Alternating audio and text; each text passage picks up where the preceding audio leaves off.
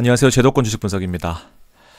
오늘 아무래도 일을 저지른 것 같습니다. 여러분들께 오늘 제가 했던 일에 대해서 말씀드리겠습니다. 이슈는 어제 브리핑해 드렸다시피 절세계좌와 이중과세 문제였습니다. 해외 ETF의 배당을 수령할 때 최초의 원천징수 이후에 연금 수령할 때 또다시 연금소득세를 징수하겠다라는 절세계좌의 혜택 축소 이슈였습니다. 국민의 한 사람이고요. 그리고 직장인이고요. 그리고 4만 유튜버로서 국민의 소리를 내봤습니다. 근데 이게 뭐라고 엄청 죄짓는 느낌이 들고 있는데요.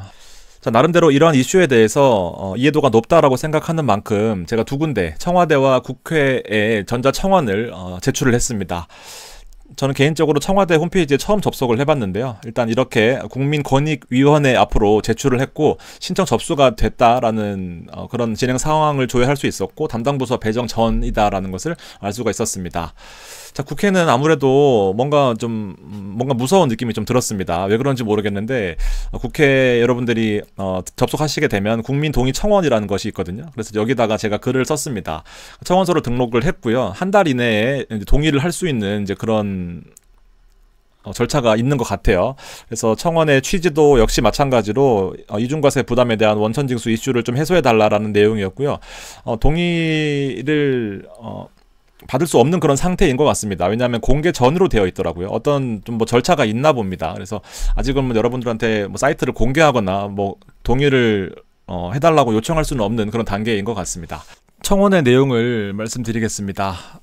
바쁘신 분들은 더보기란이나 카페에 원문을 올려놓을 테니까 참고하시면 될 것 같고요.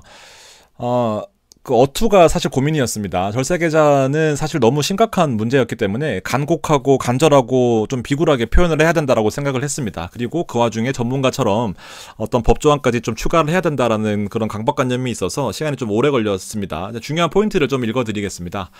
안녕하십니까. 저는 하루 벌어 하루 살아가는 평범한 직장인으로서 불확실한 미래 속에서도 스스로 노후를 대비하고자 절세형 계좌를 활용하여 작은 희망을 품고 살아가는 국민입니다. 국가가 보장해주기 어려운 저 부분까지 스스로 해결하고자 청년 도약 같은 정부 지원에도 해당되지 못하지만 그나마 노년 도약이라도 할 수 있으리라는 작은 희망은 최근 해외 ETF 배당에 대한 이중과세 문제와 과세 이연 축소 가능성 소식에 대해서 커다란 충격과 불안을 느끼고 있습니다. 자, 이에 이중과세 문제 그리고 세법 구조를 말씀드리고 명확한 지침과 제도 유예를 요청드리면서 간곡한 호소를 올리고자 합니다. 세 가지로 표현을 했습니다. 기존에는 해외에서 원천징수된 세금을 국세청이 선환급한 후 국내 세율을 적용해서 원천징수하는 방식이었습니다. 자, 그러나 2025년부터 개정된 세법에 따라서 해외에서 원천징수된 금액 그리고 국내 세율 간의 차익을 비교하여 과세가 종결되거나 혹은 추가적으로 과세가 이루어지는 방식으로 변경되었습니다.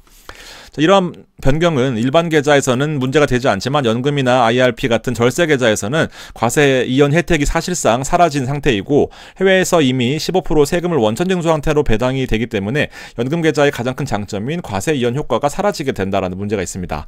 더 큰 문제는 연금 계좌에서 수령하는 배당금이 기존에 원천징수된 금액임에도 불구하고 연금 수령 시 추가 과세가 된다는 점입니다. 소득세법 127조 등에 따라서 이자 배당 소득은 지급 시점에 과세한다라는 원칙에 따른 것으로 결국 같은 소득에 대해서 연금 수령 시에 두 번의 세금이 부과된다라는 결과를 초래하고 있습니다. 그래서 이중과세 문제가 현실화되었다라는 문제를 밝혔고요. 정부는 국민의 노후를 지원하고 사회적 부담을 줄이기 위해 연금, IRP, ISA 같은 절세계좌를 적극 장려해 왔습니다. 이번 세법 개정으로 인해서 해외 ETF 배당금에 대한 과세 이연 혜택이 무력화되면서 하루하루 힘들게 살아온 서민들에게 큰 타격을 주고 있습니다. 저는 제도권 투자금융회사에 종사함에도 불구하고 글로벌 환경에 직접 투자하기 어려운 환경을 알고 있기 때문에 최근 자산운용사를 통하여 ETF를 투자하는 등 자산 증식을 원하는 투자자들이 증가하고 있다는 점을 알고 있습니다.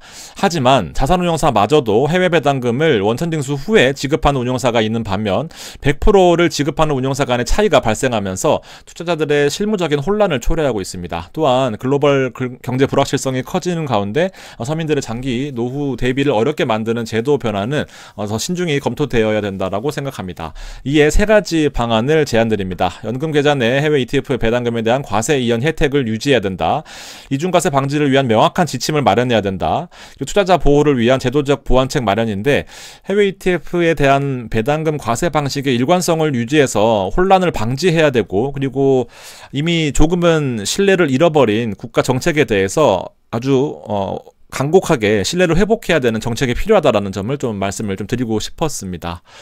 상실감과 무력감을 느끼고 있습니다. 노후에도 사회 일원으로 당당하게 살아가고 싶습니다. 간절한 마음으로 요청드리오니 과세 연회 혜택을 유지하고 너무 비굴한가요? 벌써 썼는데 이중과세 논란을 해소할 수 있는 명확한 지침과 제도 정비에 힘써주시길 바랍니다. 나중에도 국가에 부담을 주지 않고 시니어로서 사회의 일원으로 당당히 살아갈 수 있기를 진심으로 희망합니다. 간절히 청원합니다. 청원인 드림. 조금 이제 문맥상 읽다 보니까 조금 이제 부자연스러운 부분이 있긴 한데요. 큰 틀에서는 아마 이해가 되실 것 같고요. 아마 국가에서 더 명확히 이 사태를 알고 있을 거라고 생각하니까 일단 작은 목소리라도 한번 내본 그런 시간을 가져봤습니다. 2시간 넘었는데요. 지금 시장은 쏙술도 오르고 팀프도 오르고 여러 가지가 많이 올라서 그나마 조금 위안을 얻고 있습니다. 좋은 하루 되시고요. 좋은 소식을 저도 같이 기대해 보겠습니다. 감사합니다.